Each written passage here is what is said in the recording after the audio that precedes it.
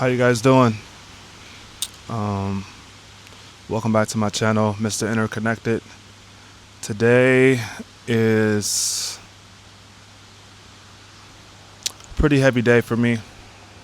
I know I'm a little late to the game on giving my reaction to what occurred a few days ago out in Utah. So,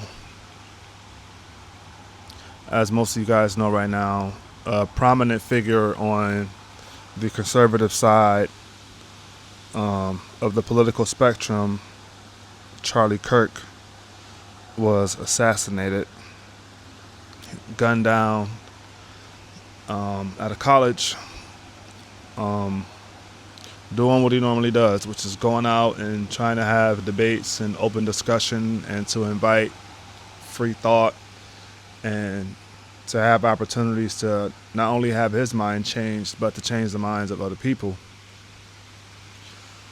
And not shortly after the event started, someone from a rooftop across the way shot him straight to the neck with a sniper rifle.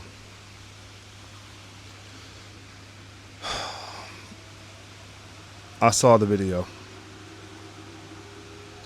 the real video, and it was absolutely disgusting.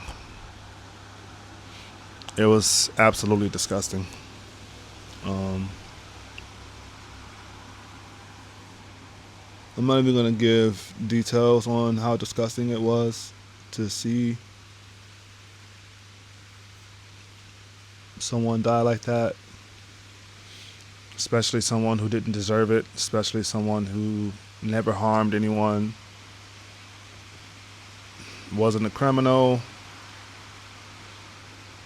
All he had was a difference of opinion. And I'm sure I'm going to echo a lot of the same words that others have already said before me, but I just needed a few days because this one definitely hit me. My heart was very, very heavy when I first heard about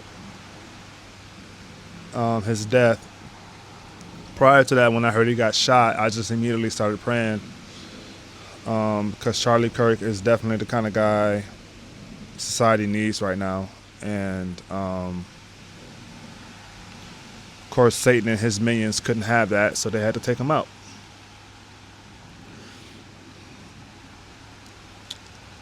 There is a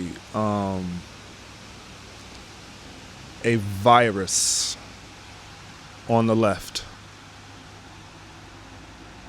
Something is going on over there on that side of the political aisle that is very ugly, evil, and demonic.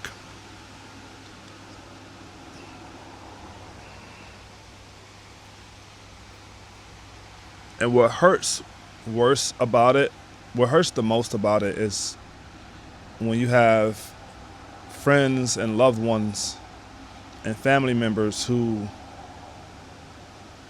can't see it.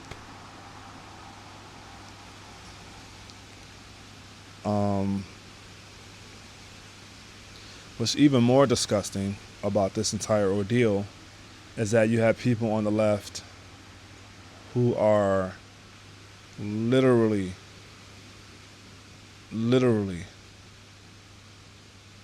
I'm not even going to use the word joy because joy is a pure emotion. Celebrating his death.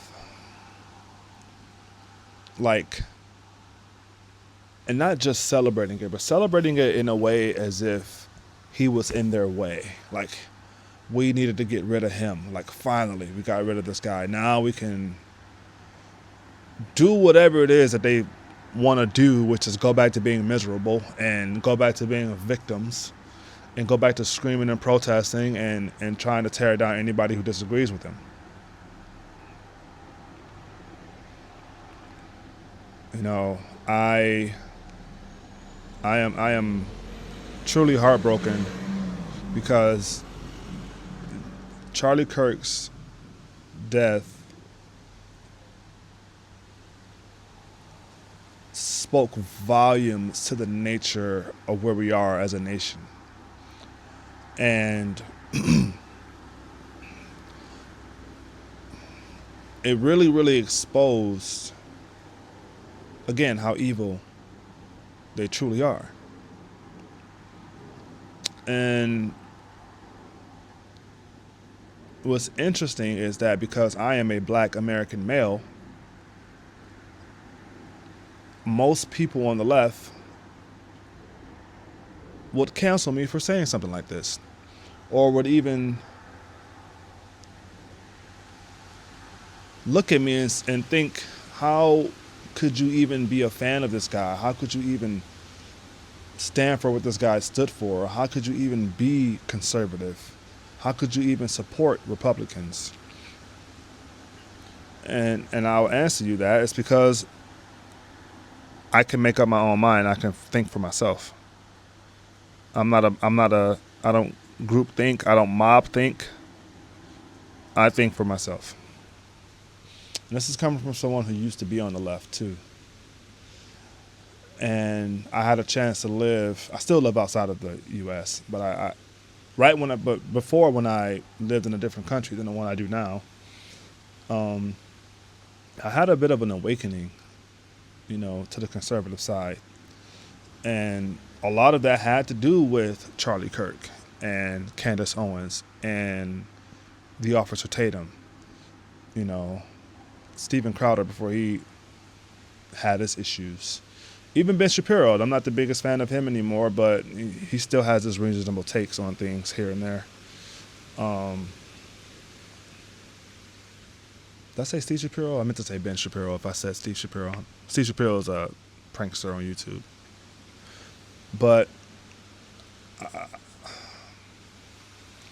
Charlie Kirk was literally a man's man. Like, this dude was adamant about Christ, like unapologetically Christian, unapologetic about his stance on Christ, his stance on marriage, his stance on justice. He was a very reasonable guy.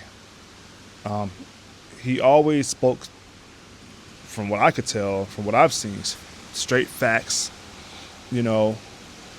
But it's really hard to talk to people whose minds are so far gone and whose hearts are so deeply corrupted. And regardless of how challenging that was, he still did it because he believed that much that he can at least get people to think for themselves. I might not change your mind completely, but at the very least, I can get you to think for yourself. And that was what he was all about. And I admired him. Very young guy too, man. Very young guy. I'm not saying like I'm so much older than him. I'm 4 years older than him. But it's just absolutely disgusting, the state of the nation right now. Like, we're in such a civil discord that we can't even have open discussions and debates without our lives being threatened, usually by the left. They try to take out Trump, and now they took out Charlie Kirk. And, best believe, Candace Owens, Andrew Tate, and they've been trying to take him out for years now. Anybody who has a voice and changes people's minds and get people to think for themselves, they're coming for you. They don't want you to be free.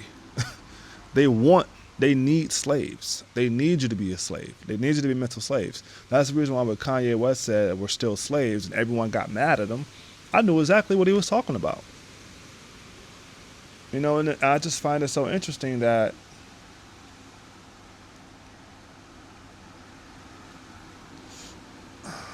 man.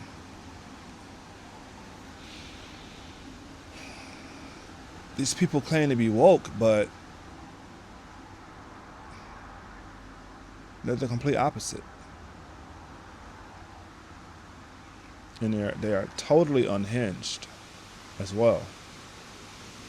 it's quite, it's actually quite amazing that people can actually be this controlled by a political party. So much so that I have to murder you because I don't like what you say. They don't live in reality. They live in the fantasy world. They really live in this sort of, how dare you correct us? How dare you challenge us? How dare you point out our evil doings? They want to be able to do whatever they want, uncontested, in the name of love, is what they call it. It's actually evil. And and it's, here's the thing. I am a Christian as well. I am not perfect at all by any means necessary. By any means. And I have my share of dirt. I have my past. Everyone has a past. Everyone also has a future, you know. And my future is Jesus Christ, 100%. That's the reason, one of the main reasons why I love Charlie Kirk so much is because he talks so much about Christ, and you can tell he was deeply in love with Jesus Christ. And I will tell you this: Jesus Christ would be proud of him. That is 100% a fact. And even with my own family members, I often talk about sin and calling out certain sins. And the thing I'm noticing is, I don't want you calling out my sin. So I'm going to say what you're doing is hateful, and that is judgmental. That's the way they do it. That's how they get people to shut up. That's how they get people who are calling out sin to be quiet, is they say, that's hateful. You're judging me.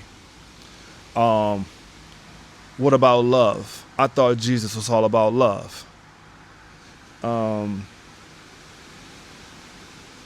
Let me tell you something. The Jesus Christ I serve, like the one that's in the Bible, he will call you a hypocrite today. He will call you a serpent and a brood of vipers. He will flip tables.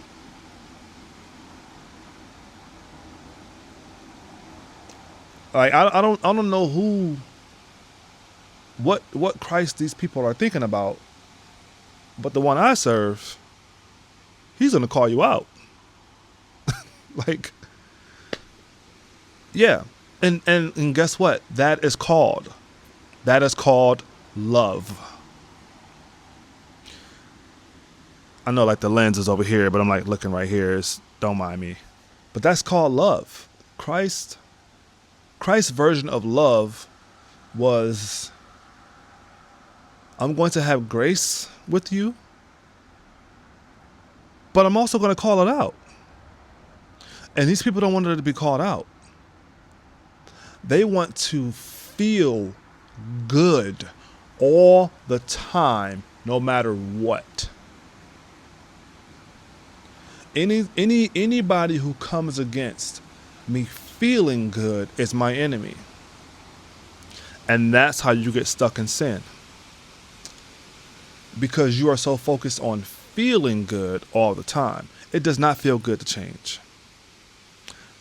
It does not feel good to grow. It does not feel good to kill your flesh. It absolutely hurts. It does not feel good to kill your ego. It does not feel good to kill your pride. It does not feel good to tame your anger. Anything that requires a production of the fruits of the Spirit requires pain and discipline, because initially it does not feel good. It actually hurts because you are so used to being you.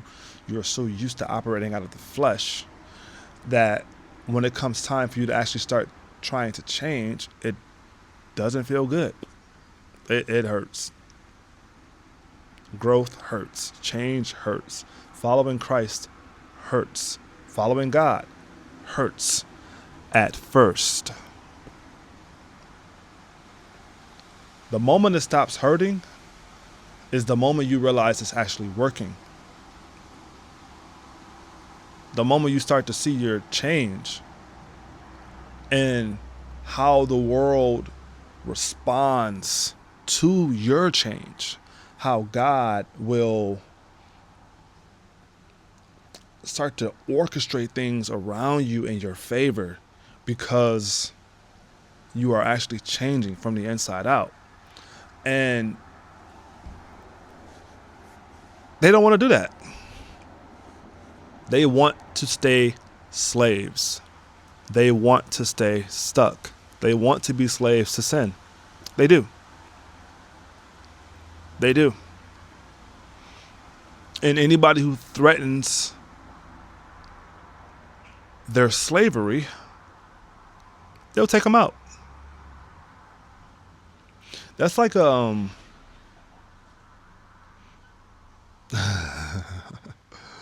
it's like, African American slavery, right? You have a slave who wants to be free, like genuinely free. And he's trying to free the minds of other slaves. But see, because slavery wasn't just a physical thing, it was a mental thing too. It's hard to be physically enslaved if you're not mentally enslaved, right? So say a slave, and there were some who broke free mentally. And now they're trying to break other slaves free mentally first before they break them free physically. And if I'm trying to convince you to break free of your mind and you're constantly fighting me and you feel like I'm a threat to your safety because master is going to kill us, you're like, you need to stop all this rhetoric. You need to stop all this hate or whatever it is you're trying to get me to do. Not realizing I'm just trying to get you to free yourself mentally so that you can actually free yourself physically. The slave who doesn't want to be free would kill the slave who wants to be free, all because he's so afraid that he'll get killed by the master. Or if he didn't kill him, he would rat him out to the master. It's the same thing. It's the same thing that's happening today. These people don't want to be free. They want to be slaves. They want to be stuck. They want to be victims. They don't want freedom. And all Charlie Kirk was trying to do was help them. Hey man, have a conversation with me. Let's talk. Stop relying on the government. Stop just blindly taking out student loans. I feel like there was multiple reasons why he got taken out, honestly. And I guess we'll find out as time goes who this guy really was that shot him and what his motives really were. One of his motives for sure, I can say, was to shut him up.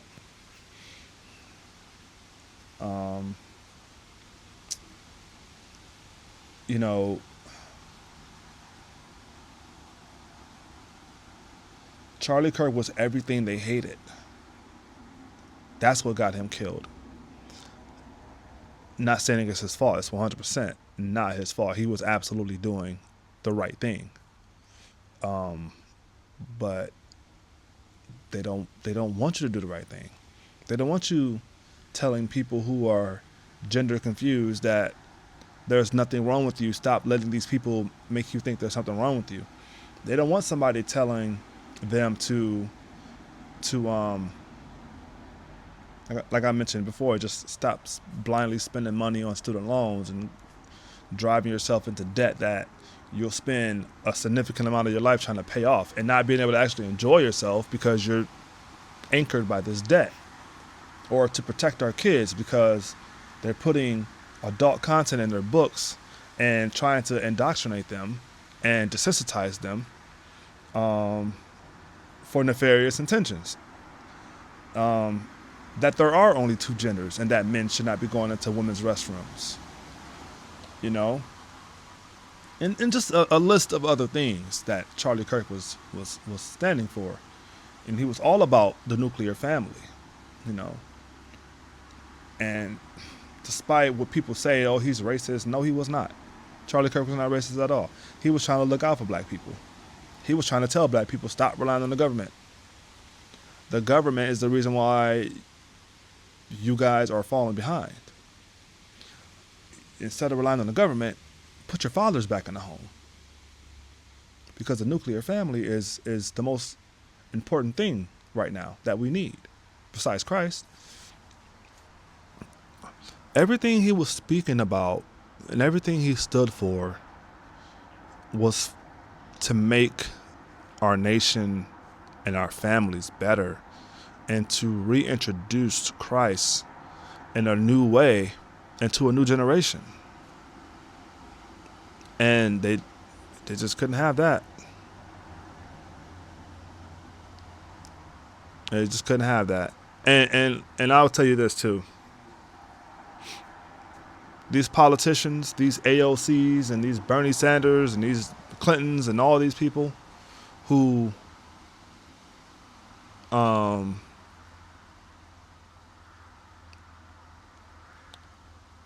would provide what I like to call watered down empathy or sympathy.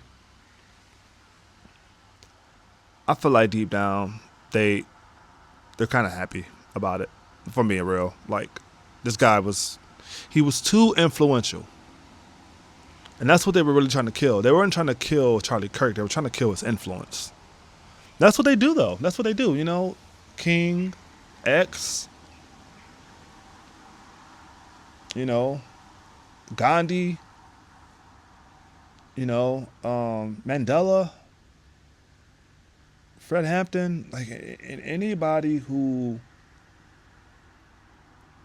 can rally up a large group of people and influence and inspire a movement, whether it's a conservative or liberal movement, but it's mostly conservative movements, they take them out.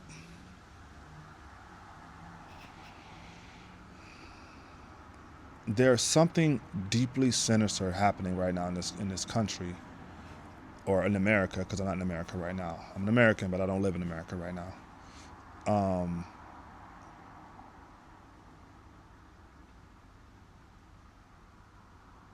There is an entity that is ran by Satan, of course. But putting Satan to the side for now, there's a group of people, we don't know who these people are, that do not want certain things happening, certain type of influences growing. And they will do anything they can, by any means necessary, to shut them up and to retain their power. Why? Because they don't want you to break free. They need slaves. They need you to be a slave. They need you to be a victim. They need you to think that everybody on the conservative side is racist.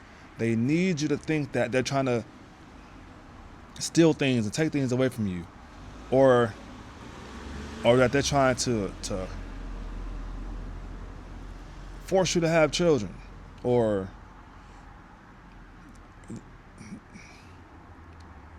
you know what I find so interesting, man, is I talk to people, I have friends and family on the left, and they never really have a response when I tell them this, but I always say to them, if you were a true Bible-following Christian, like disciple, you would be conservative. Because you wouldn't have any room for anything that is anti-Christ or anti-God. That does not mean you wouldn't love. You will still love, you will still have empathy, because you're a sinner as well. Everybody's a sinner. But there's a difference between struggling with sin and promoting sin. And that's the thing. These people who don't want to be called out for their sin are promoting sin. There's a difference between struggling with certain sins, like you have an addiction to alcohol, and that's a genuine struggle for you, and you don't want to struggle with alcohol. But there's a difference between you struggling with alcohol and being, struggling with not getting drunk, but going out there and promoting it. That's the difference. You may have someone who struggles with meth. They're a believer, but they struggle with meth. You know what I'm saying? And they want to be rid of this. They don't want to struggle with this thing. That's different than someone who is promoting it. Like a drug dealer. They're promoting sin. A drug user, on the other hand, is struggling with it.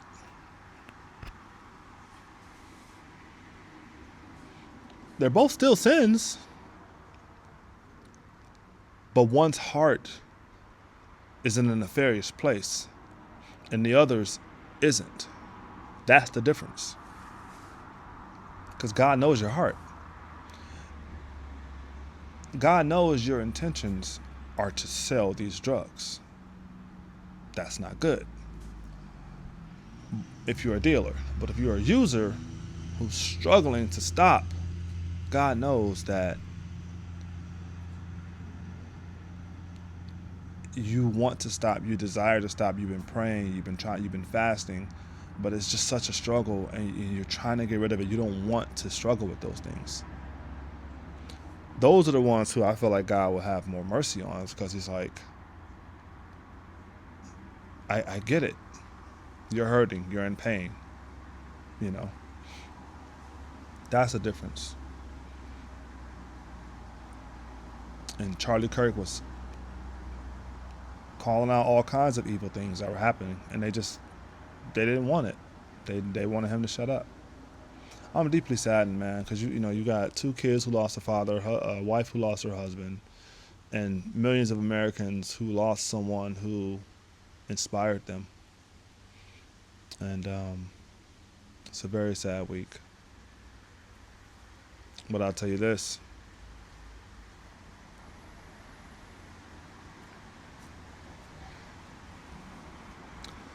That person who shot Charlie Kirk just converted more people from the left to the right. That person who shot Charlie Kirk just converted more non-believers to believers. That person who just shot Charlie Kirk just sparked something that's going to outlast Charlie Kirk. Something that's going to be much bigger than Charlie Kirk. That person just opened the door for something amazing. I can feel it coming. Oh, there's still going to be evil. But what Satan meant for evil, God will turn it around for the good. So you better believe God is proud of that young man, and you better believe that what he stood for and who he was will have a lasting impact on the United States of America. I am an avid fan of Charlie Kirk. I am unashamed to be a fan of Charlie Kirk. I am unashamed to be deeply in love with Jesus Christ. I am unashamed to be a conservative black man in America. I am unashamed. You won't change my mind. You won't shut me up. You can try to call me all kind of coons and Uncle Toms. That's what they try to do. You can pull my black card. I don't need my black card. I got my kingdom card. I don't need my black card. I don't need your approval. So for those of you who don't like the fact that I'm a conservative and I vote Republican and that I think for myself and I'm not controlled by my identity, my flesh identity, hey, it feels so good to be free. I'll tell you that right now. It feels good to be free. So, and I honestly felt like I knew Charlie Kirk, man. I felt like he's the kind of guy I have a chair just like this one right next to me. And I feel like I would be able to sit out here and just have a conversation with a guy like him. And we can just talk Christ all day long. and enjoy the whole conversation while we're doing it. And that just goes to show you what kind of person he was. There's so many people, and myself included, who are saying that, it felt like I knew him. And it honestly, it genuinely felt like I knew the guy. Like, he felt like it's just a normal guy I can have a conversation with. And I think that's what hurts the most about his passing. Man.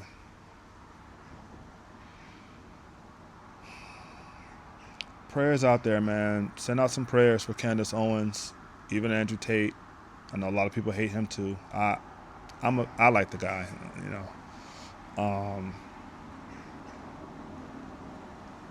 I think his name is Cliff Nectally, I believe is how you pronounce his name. He's a pastor. Him and his son travel across college campuses in America, and they preach Christ unashamedly, right? Prayers out for them too, for their protection. Nicholas Boeing, is it Boeing or Boeing? That man has a lot of patience, my God. He literally goes into the snake pits and gets crucified every single time, but he continues to do it. You know what I'm saying? And pray for these men and women who are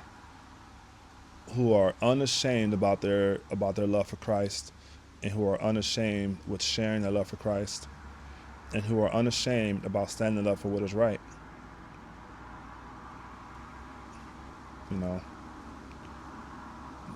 Pray that God has protection over them, and that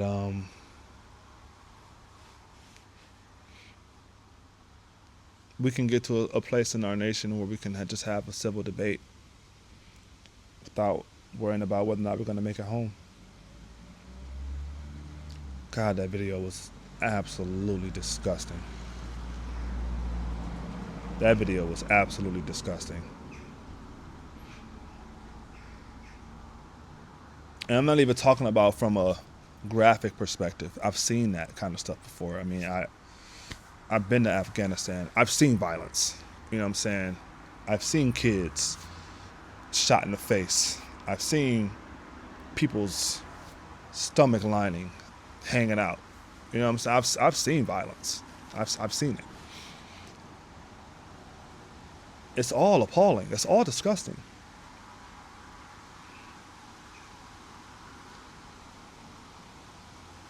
The watching him die was disgusting enough. But what's more disgusting than that is just how inhumane people are, and how they've been responding.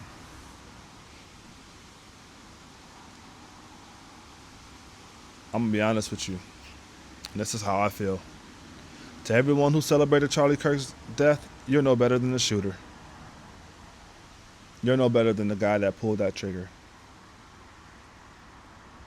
Matter of fact, you're probably worse. And this is not me giving this guy a compliment at all. Do not take this wrong. But at least that guy had the balls. Y'all just sit behind y'all social media keyboards and talk trash.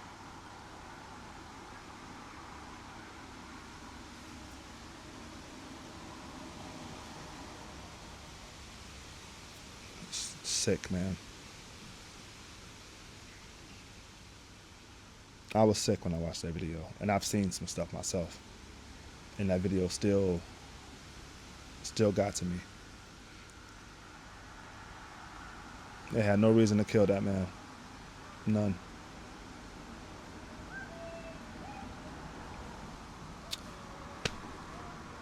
I pray that we have a revival in this country, and I pray that that God touches all of your hearts and that you repent, because the kingdom of heaven is near. It's not a game. Jesus Christ is coming back. You're not guaranteed tomorrow. So get right with the Father while you can. thank you for tuning in with me today. I know it's been a long time since I posted a video, but I pray for your safety, and I even pray for all the people on the left, man, the people, especially those who are celebrating, and I genuinely want God to transform their hearts, man, because I don't think they realize how far gone they are. It's the reason why Christ said, "Forgive them, for they know not what they do." They have no clue. It's quite sad. But I pray for restoration, and that God will touch them and show them the right way, and that they repent, because He'll be here any day now. So, all right, y'all, stay blessed. Take care out there. Be safe. And rest in peace to Charlie Kirk, man. Rest in peace. The Lord is proud of him. I'm certain of that. So y'all take care, and I'll see you next time. Peace.